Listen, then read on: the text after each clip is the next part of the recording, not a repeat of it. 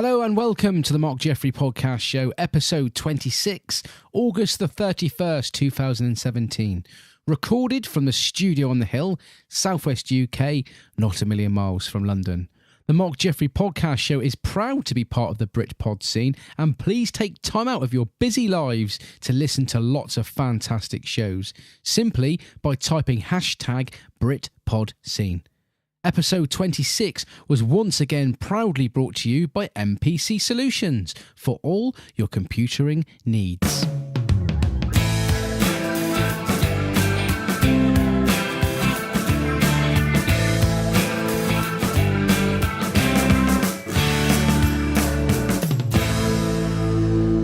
Yo, what the frickin' hell's up, podcasters? Thank you for joining me once again, and I hope that you are keeping well. Tomorrow it is 1st of September, pinch punch, first of the month and all that malarkey. The kids here in the UK are nearly back to school once again after their summer break. So mums, it is official. You will soon be able to go back to watching Jeremy Kyle on the TV in the mornings, Bargain Hunt in the afternoons. Simply lovely. So, what is a cracking on episode 26, I hear you ask? Well, Liam popped over this afternoon to record this episode, and what a kerfuffle we had this weekend. Halfway through, the recorder packed in. So what normally takes 40 minutes to record a podcast actually took about an hour and a half this afternoon.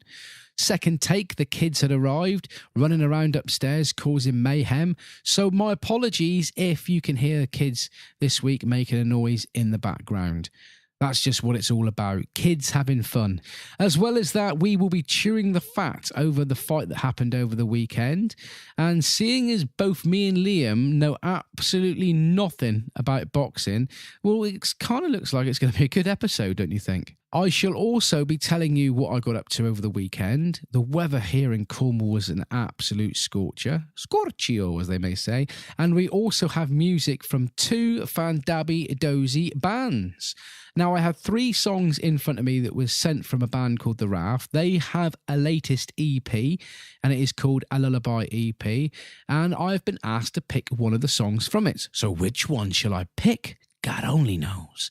We also have a very, very chillaxed jazz track to play for you. Nice. It's terrific, funk, and hyper Gershwin.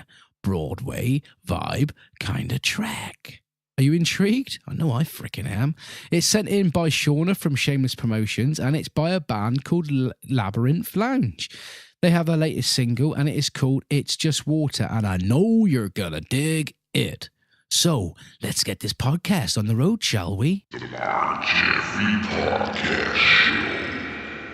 Yo, Liam, what is a crackin'? Yo. Now, something super strange, super strange is happening today, people. Is it? Well, it's Liam's day off. Mm-hmm. It's mid-afternoon on a Wednesday, and we are here on the studio in the hill, or studio on the hill, recording episode 26. Now, you at home are thinking, why is this strange? Because it's freaking mid-afternoon, and podcasts never get recorded mid-afternoon at the studio on the hill. That's the law. By law. Yeah. Podcasts are always a shindig. So,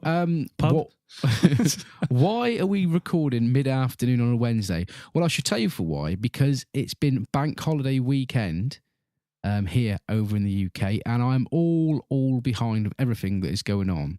So if you can hear the kids upstairs making a noise, that's because they're up there, and my apologies for that. But you got to let kids play, ain't you, Liam? Let them play. Yeah, so Liam, what is a bank holiday? Have you any idea at all what a bank holiday is? No. Now, this is the part of the podcast where you're supposed to say, yes, Mark, I know exactly what a podcast is. What a podcast is. You've even got me in a mucking fuddle now, haven't you? So basically, I think once upon a time, it used to be, now correct me if I'm wrong, it used to be where 6 days a year were given to people in the banks to do some work, and perhaps the doors were closed, and now teachers in the UK use that as time off, and we all use it as time off. Is that about right or not? Well, am I talking jibber jabber? It's a public holiday, isn't it? Especially in the UK, it's a public holiday. So in a lot of other countries, they have special days and, certain days set aside where people don't. But in this country, it's not specifically that we get a day off. It just happens that so many places close that often you get the day off work but yeah. So what's it to do with the banks then? So why is it called a bank holiday? Why is it just not called a going down the pub and getting drunk day? Well, actually, it goes back to about 1834. Ah, see, I knew there was a reason. And it's to do with saints' days, really. And that's what the bank holiday was. The Bank of England observed the saints' days, 33 saints' days, and religious festivals as holidays. So now when we get like All Saints' Day, Good Friday, things like that, you see most of them are to do with a religious and biblical thing. So it is very much, it's not just to do with that, but it's got its roots in that. So there we are. And what a drama of a weekend it has been. The weather here over in the UK has been truly scorchio. That's been scorchio for the UK, actually. And I haven't stopped. We've had lots of quality time here. How about you, Liam? What have you been up to?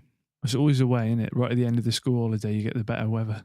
It is, yeah. The kids have been off for 6 weeks. Yeah. And now they're going back next week, I think it is. The sun has got its hat on, even though it did absolutely tip down with rain just as before we started doing this. We're having some seasonal rain, aren't we? April as showers. Usual. Yeah. So what did you get up to much over the bank holiday weekend? Popped out with a few chaps from work. It was one of the lads at our workplace. For anyone Jojo who hasn't listened before, we do work for the Royal Mail in the UK, and debatable. We're employed. One of our fellow colleagues is escaped, and he's going off to do other things. Good luck, Joe. All the best in your future. Hope you work as hard as what you have with us. So we went out and did that. That was pretty much it, mate. And yeah, typical bank holiday. A bit lazy one, really. But did you work Saturday? I did work Saturday. I worked Saturday too. And followed by my work that I'd done on a Saturday, I went down the old caravan. I've spent the whole weekend down the caravan, and I'm going to tell you a little bit about the things that went on. Are you allowed to legally? Well, we'll soon find out, shan't we? Go ahead. Well, after I finished work, we went down the caravan, and me and the kids and my mum and dad, we all had a barbecue, which was really, really nice. Oh, good weather for it anyway. Fueled with my bottle of Kraken that arrived Saturday. I ordered it. It took nearly 2 weeks to arrive, and something tells me that it's not going to be that long before I'm going to have to order another one. Mate, it got me in Tesco's. Yeah, but it's a little bit more expensive. Yeah, I must admit, I did look in Tesco's and last week, and I didn't see it. How much was the one you? I think it was £21, something like that, for a bottle of Kraken. A little bit more. Yeah.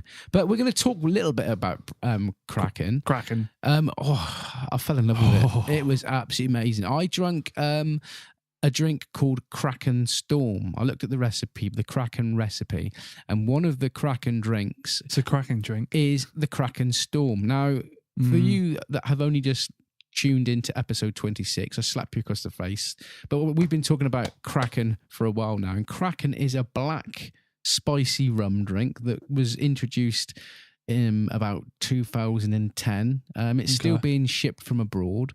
But it's a beautiful, beautiful thing. And Kraken Storm is the drink that I fell in love with. And if you get like a half pint glass, fill it up with ice, and then put a couple of shots of Kraken in the bottom, followed by some ginger ale, right? Fill it right to the top with ginger ale. And then the top, then you get a little bit of a lime, and you squeeze the lime, and then you drop the lime in. And I tell you what, that is a Kraken Storm, and it went down an absolute storm with my family. Nikki loved it. My mum even loved it. My dad, he couldn't shovel enough of it down his throat, we were just crackened out this weekend. All of us absolutely loved it. Yeah. And they also you can do the same drink, but instead of with ginger ale, with Coca-Cola. Okay. Not a line of Coke.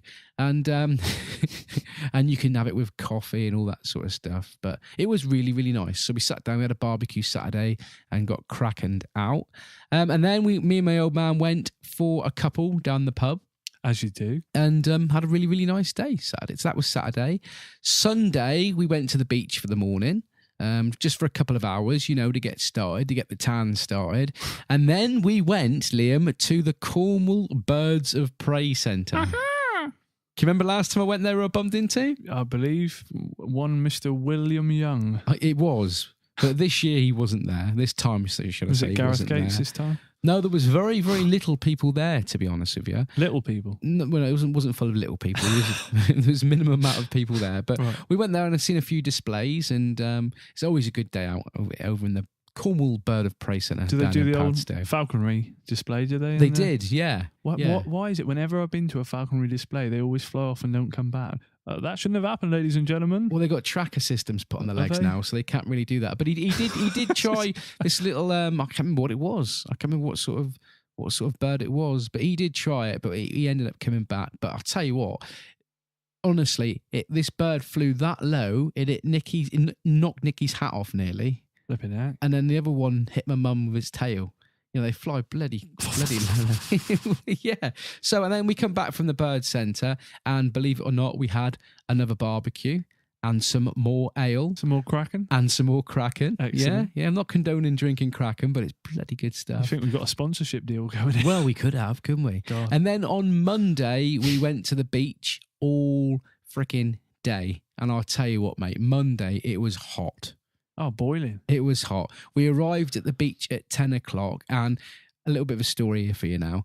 We arrived to the beach, went to a little beach called Trianon near the caravan, and we arrived there at 10 o'clock, and it was high tide. So when it's high tide, there's not really that much amount of sand to deal with, to pitch your plot. So I came up with the idea. I said to Nikki, I said, right, you stay here with the kids, right? I'm going to wade out to a little secluded bay, right? There's a little secluded bay, and I'm going to wade on out. I'll set it all up, and then by the time goes out a little bit, right, you and the boys can come across. Well, it sounds like there's no possibility for anything to go wrong. Well, I waded through to this small secluded bay, and I think that somebody had also come up with the idea of going there themselves. As I arrived at the secluded bay, I found a young lady bent over with her ass in the air, getting changed. Little Chinese woman. No one will come out here and find us here, will they? Oh, no. So there we are. I walked into the bay, come out of the water like the Loch Ness Monster, and there's this bird bent over with her ass in the air. I don't know who was more surprised to see who, to be honest with you. I don't know if she was more embarrassed because her ass was out to sea, or because I... More Kraken. Seen what she had for dinner sort of thing. But, yeah, so... I don't know what to say there. It was simply lovely. So there we are. And then the kids and Nikki waded on over. And then in the afternoon, me and my mate Kenny, South African mate Kenny, when they joined us, we went out snorkeling. Okay. Which was nice. The sea was calm. And we went out to the point, right out to the point snorkeling, across the bay to the other side of the point. And then, so we was gone for about 3 hours out snorkeling. And seen a few. Didn't actually see that much fish, to be honest with you. A couple of pollock, a few shoals. Pollock, yeah. We've seen some pollock, and a few shoals of sea sand eels. And I tell you what, I saw a big kick-ass starfish. Oh, they're impressive things. A massive thing. And the thing is, where we went, out on the point now, these are at low tide. These are places that never ever get exposed, to the sand, and people never ever it's under the water all the time. And I tell you what, it's kind of like being on the moon, really. Yeah. Because it's like when you get to swim out and see these places that never get exposed with long seaweed and things like that. We always say we've seen more of the moon than we have underwater, haven't we? Yeah, I mean, you think of how much of the world is actually underwater. And when you get to swim out and swim down and see all these things that never get exposed, it's amazing views, to be honest with you. So that was Saturday. No, that was Monday. Sorry. It's been a long weekend. Then, as we was packing up to go home, it must have been about 4 o'clock in the afternoon, I had this, and it was the red arrows flying over. I did see them. You saw them as well, did you? They flew over this way as well, yeah. I'll tell you what, for the people that don't know who the red arrows are, would you like to tell the people what red arrows are? They are the Great Britain's RAF display team, and they basically go to all of the summer displays in this country, and they go around the world just to make people aware of the RAF. But they use a Hawk jet, which is their training jet, just to show how good they are and what the training's like in this country. But it's really impressive. I had a girlfriend once. It was RAF. Yeah, yeah. Rough as, and we won't say anything more. But yeah, so that was that, and they were amazing. It was almost like they flew over Treharlan and they were like, "Hey up lads, go on! There's loads of people on the beach down there. Let's do some stunts." And they were like, there was in three formations, 3 lots of 3, and they just basically went up and up and up and done a loop the loop, and then like, "Cheers lads, gone," and then they just carried on flying again, which was nice. And do you know what is really, really nice is the fact that we have just been talking, me and Liam, for about 50 minutes, done the podcast, and then I've just looked down and realised that it didn't actually record. So here we go, Liam. Which is nice. So yeah. Take 2. So that was it. We watched the Red Arrows, which was nice. And then in the evening, on the way home, I done something that I have never, ever done before. And for some reason, Liam, it felt so wrong. And I had loads and loads of people looking at me thinking, what an idiot. But it felt oh so good. Do you know what it was? What? It feels like you shouldn't really tell us. It sounds illegal. Well, I drove home as the sun was going down, right? And I drove home with the roof off of my car. Okay. But you have got you've got a soft top, just to let everyone know. Oh, yeah. You haven't just cut the roof off your car. No, I've got a Marc 3.5 Golf convertible. Now, it's not a 3, not Mark 3, and it's not a Mark 4. It's a Mark 3.5. Yeah. It's something that Volkswagen don't admit to having, but it's a bit of a weird thing. Yeah. But yeah, I like I say, I drove home and the sun was going down, and it was about 8-9 o'clock at night, and I was listening to the Joe Rogan podcast, episode 1003. That's a few. It is. He's done quite a few podcasts now. And he had a they were talking quantum mechanics and quantum physics with a geezer called Sean Carroll, and they were trying to educate me on atoms and electrons and all that sort of stuff. And like I said, I was driving home at 9 o'clock at night, 19 degrees. It was getting dark. It was warm outside. And I thought, what the heck? I'm just going to drive my car home topless. And it felt to me almost like riding a motorbike without a helmet on. Do you know what I mean? Okay. Sounds very like Back to the Future. Like it's going to be some lightning and thunder and you're going to drive towards the city hall. No, it was nowhere near a city hall. But I know where you're coming from. It kind of felt a bit scary, to be honest with you, because all the time I was driving home, because there's nothing, on the top of the car, it felt like somebody was going to jump out the hedge at me. It felt a bit weird. You don't want that, do you? And that time of night, the sun's out. Can you hear my kids upstairs shouting? Like a cat. And I ain't got a cat. And this, it was that time, like the sun was out, and it was getting very, very low. It was very orange, the sky. It was getting darker and it almost felt like very trippy. Do you know what I mean? I know, yeah. A bit like the 90s, on LSD sort of thing. Psychedelic-y kind of. Psychedelic stuff. So, yeah, which was nice. And we were talking quantum physics and all that. It was really, really hard to get my head around it, to be honest with you. Do you know what I mean? Yeah.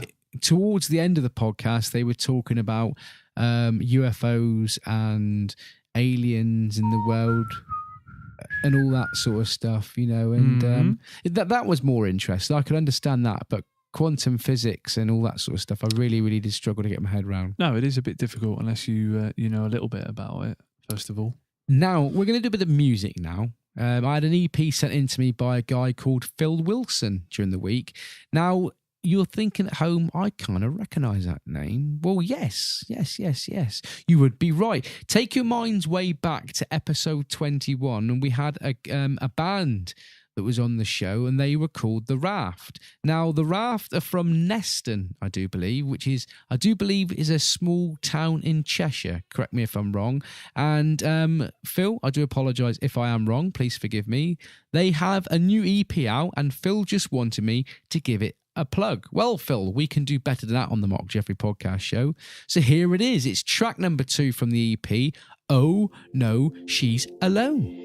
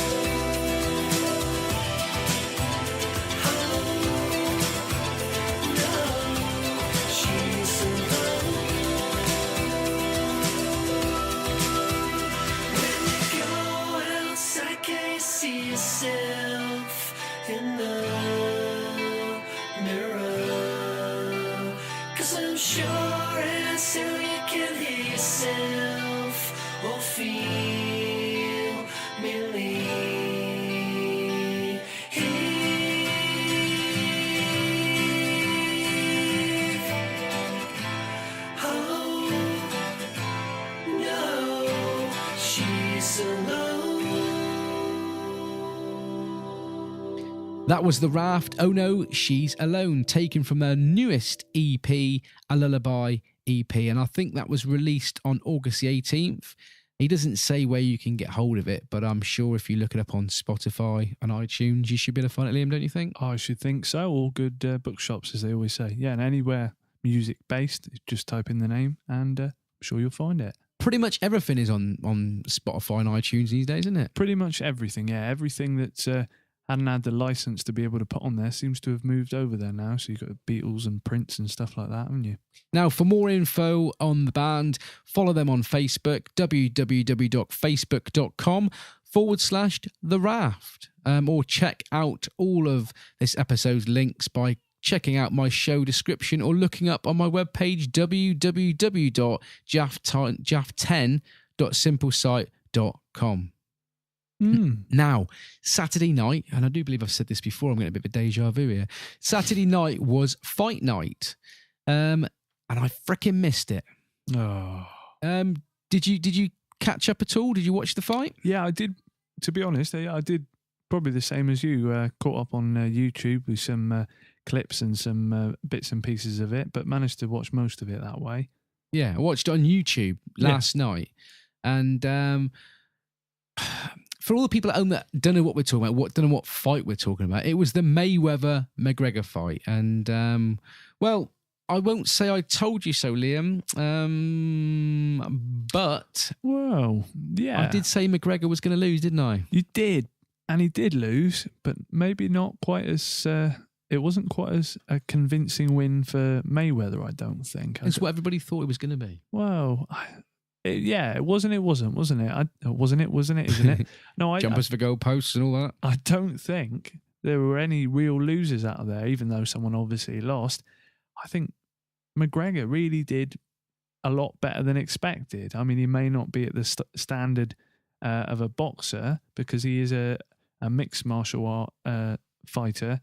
So he's not got the same kind of training and not been brought up on the boxing. He's been brought up on the kind of kickboxing kind of thing and jabbing around the back, like we've said. Yeah.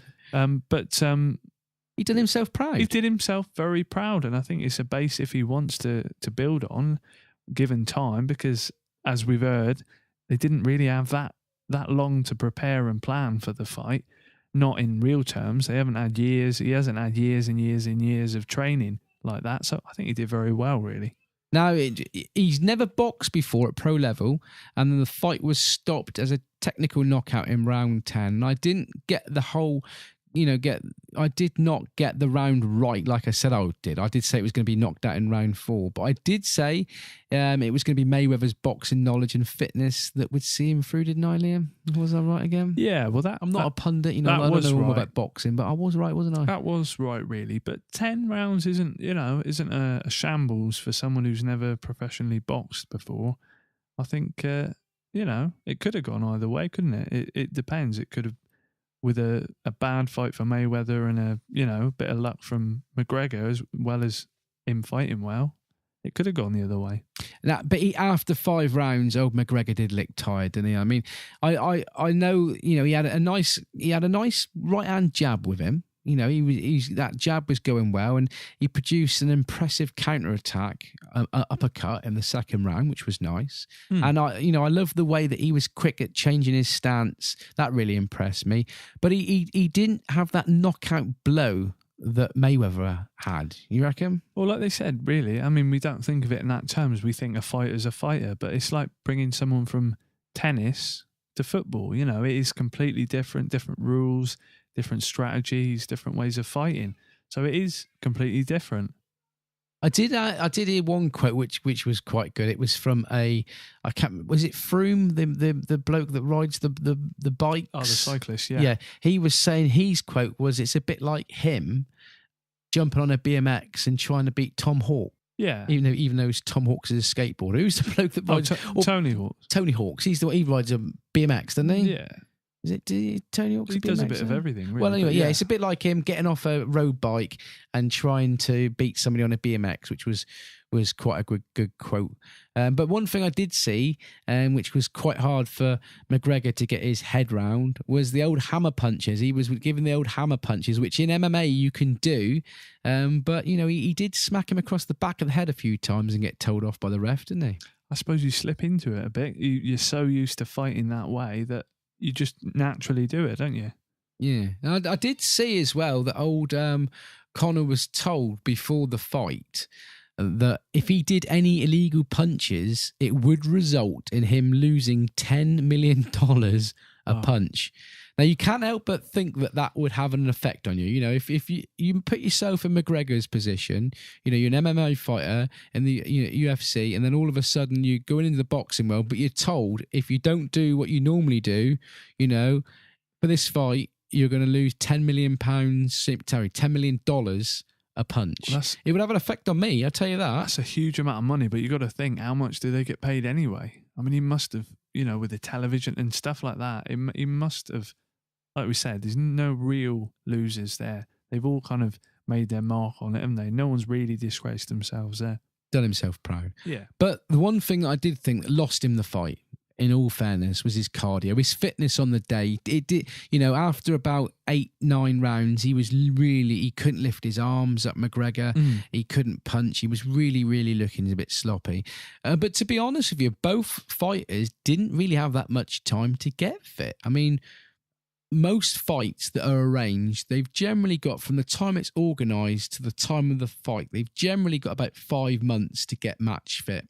And but this fight was only planned and organised 3 months ago. So McGregor had 3 months to get as fit as he possibly can, take on the champion of the world, if not possibly the best fighter of all time, and learn how to be a boxer. Yeah, it's difficult because it isn't a lot of time, and for McGregor to even think about doing something like this takes a lot of bottle, really, because it could have ruined his reputation, really. If he'd have gone out easily, people would have been laughing, wouldn't they? It could have wrecked a career. To be sure. Now, out of all of that, all the comings and goings, the Mickey taking before the fight and all that lot, McGregor still had he still was able to have a little bit of a laugh and joke. I think on about round 4, he was poking his tongue out and Mayweather was laughing at him and stuff like that. But after all this, McGregor he ate humble pie. They shook hands. They was cuddling at the end and all that lot. And you like to say, Mayweather said at the end of the fight that he was very impressed with McGregor and that it was definitely going to be his last fight. So we'll see that. But both fighters, wasn't a bad day's work, was it? All that money that he's supposedly earned for one night in the ring. No, definitely. And as I say, I think no one really lost and they won. Yeah. Now, one thing that I did see, now whether it was fake news, I don't know, I read it in the newspaper, but I did read that it was reported to have, that it was streamed out illegally to 100 million people throughout the world. That's a lot. When you think of all these boxes you can buy now, all that Android based, even though they might not be designed intentionally with that in mind, people are streaming stuff, and it's got to be fairly impossible to keep a track, especially a big event. And one thing I did notice with this one is it had interest from people that would never normally watch either MMA stuff or boxing, really. People were just genuinely interested. It was a bit of a old-fashioned kind of spectacle, really, isn't it? It's like a gladiator fight or something like that. Just everyone wanted to see it. Yeah. And the thing is, you're going to have to be concerned if you're in charge of Sky. 100 million people streamed the fight illegally.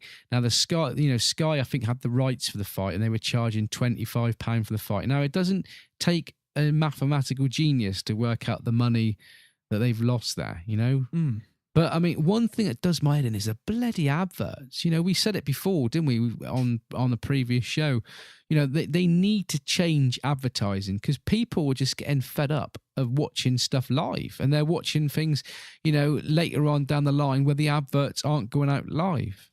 It's difficult because obviously the adverts are paying for a lot of it, aren't they? Or a lot of the revenue and keeping it afloat. But especially in a sporting thing, I know when I've watched Formula One on Channel 4, it's so frustrating some programs do sort stuff out a bit easier, or put all of their adverts in a bit of a bigger block.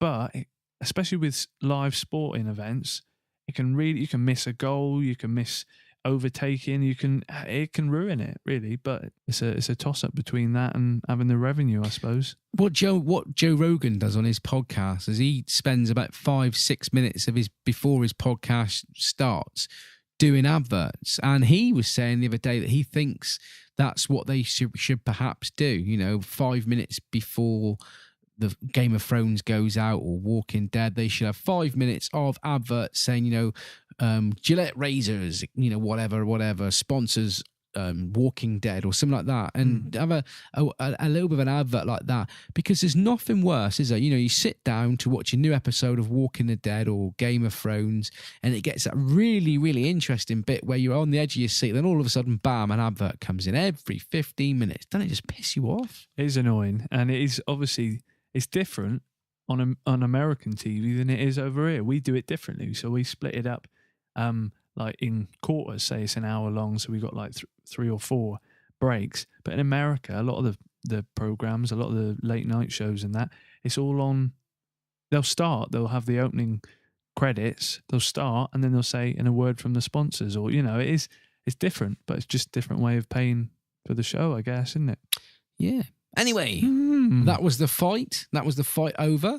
So I think it's time for another tune, don't you? We've got a tune sent in to us from Shauna at Shameless Promotions, and it's something different for you. It's all about jazz. Jazz. Nice. Now, are you a jazz fan, Liam?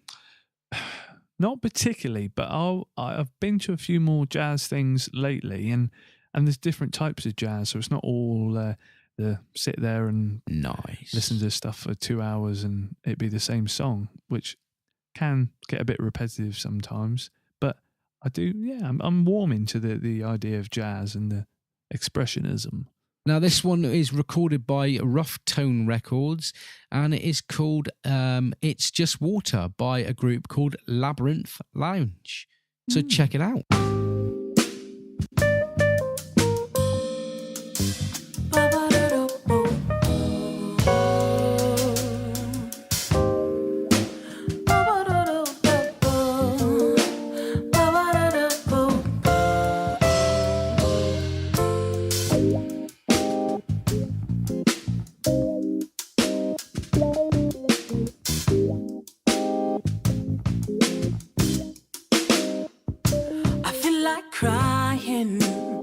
But I shouldn't complain. Minus $1,400 to my name. I feel like overeating, but I haven't the money to. I feel like no one understands my blues. This too shall pass, they say. This too shall pass. This too shall pass. This too shall pass.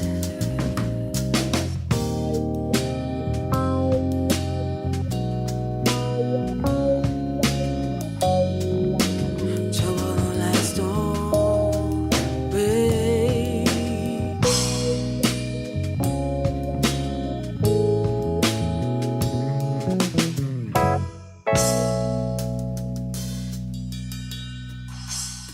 I hear you calling, but I felt so ashamed. Lost and lonely is a dangerous game. I felt like leaving, but I hadn't the money to. I feel like no one understands my blues. They say this too shall pass. This too shall pass. This too shall pass.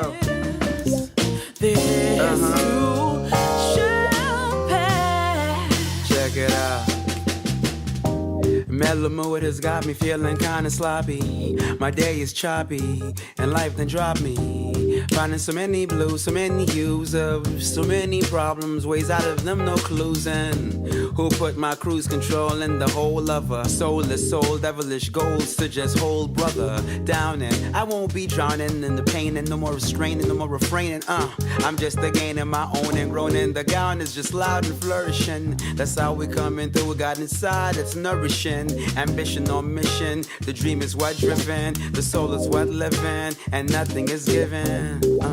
Violence can consume you, doom you. Inside your mind, you can't find no room, you. It's your 2 feet to get you through these streets. Stand strong, not weak. Come on, come on. This too shall pass. They say this too shall pass. This too shall pass.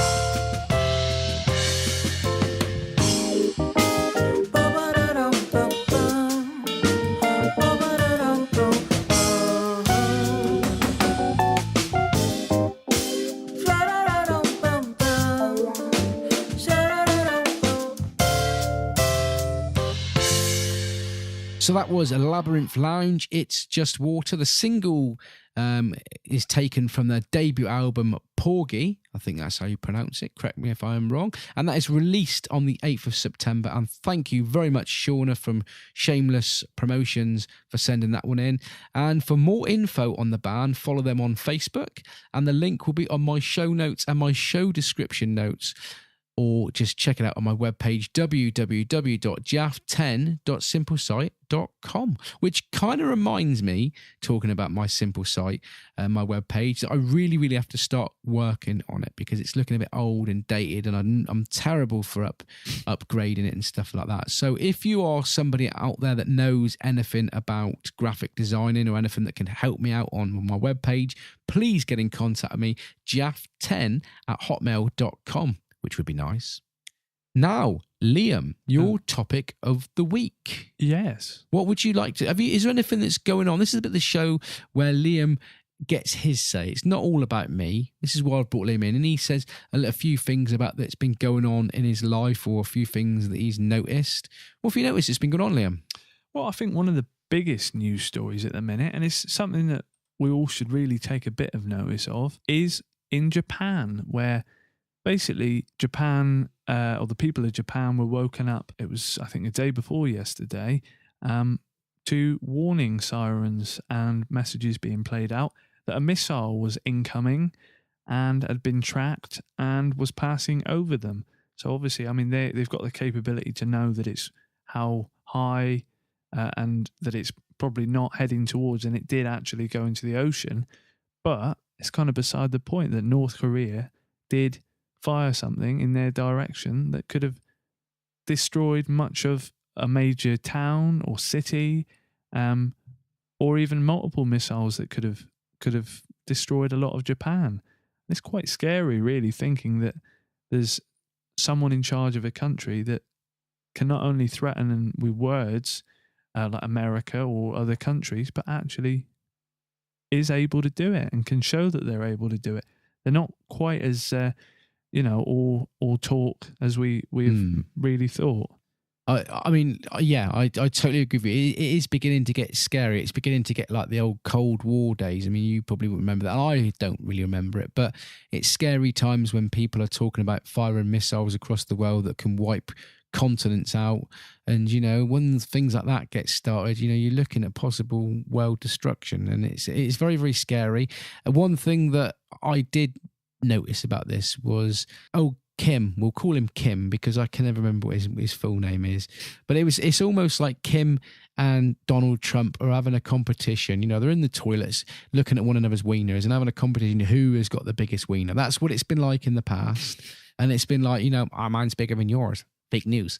And, you know, and all little things like that. But now it's beginning to get a bit scary now. You know, things are beginning to happen and you begin to start asking yourself, you know, is something going to happen? But one thing I did notice is, all right, this missile was sent over Japan. You know, why didn't Japan interact with it? Why didn't they blow it out of the sky? You know, it could have flattened a city or a town. Why didn't they not get involved? Well, I guess they've, like I said, they've got the capabilities to know and track stuff. They've got to know from quite a distance away that it's not actually heading towards anywhere in particular, especially if it's quite a bit of height, you know. But it is scary because they didn't expect it. I mean, obviously they're all near. They export a lot of stuff to North Korea. It's odd, especially it is worrying that North Korea seems to be allies or certainly more cozy with China. Yeah, that's the scary part. Now they're also quite a worrying place because it is in the most part it is run as a dictatorship. We might not see a lot of it, but that's the whole point. A lot of their country is run that way, and we only see what they want us to see, and people are only told what the governments feel they need to be told, and if they don't act in a proper way or they don't act in a way that's towards a leader or something like that, you know, they can be carted off, and it's a strange old world. Yeah, one thing that I've noticed about it, and like I say, I'm not all into more war strategy and stuff like that. I'm not a very educated sort of person. But one thing that I've picked up on is I would like to see the UN dictating to North Korea. I'd like the UN, you know, which was set up, the United Nations, not the Americans. You know, it annoys me when the Americans dictate to the UN what should be happening. That's, you know, I think as a world we need to start looking at these deterrent, you know, these, what do they call you? What's the better word? These nasty people. Dictators. Dictators, that's the word I was trying to think of. And we should be, you know, telling them we're not going to accept it.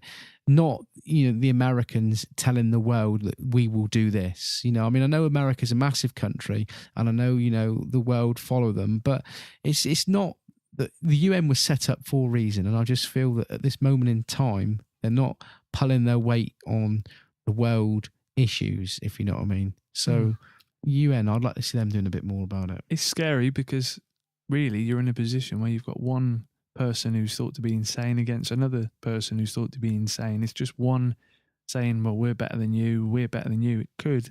And this could all be sorted out if the UN spoke to China and stopped the Chinese government, or whatever you want to call it, giving them clothes, giving them food, giving them perhaps arms. Well, they're talking about sanctions now and looking at it that way. Is that a better way of doing it? But would that have the effect that it needs to have on a country that's, you know, are they too mad to deal with it that way? I don't know. It's almost something that you can't really worry about, even though it's in the back of your mind. You've got to. And Putin, hasn't he gone a bit quiet at the moment? Oh yeah, no, he has. Yes. Interesting.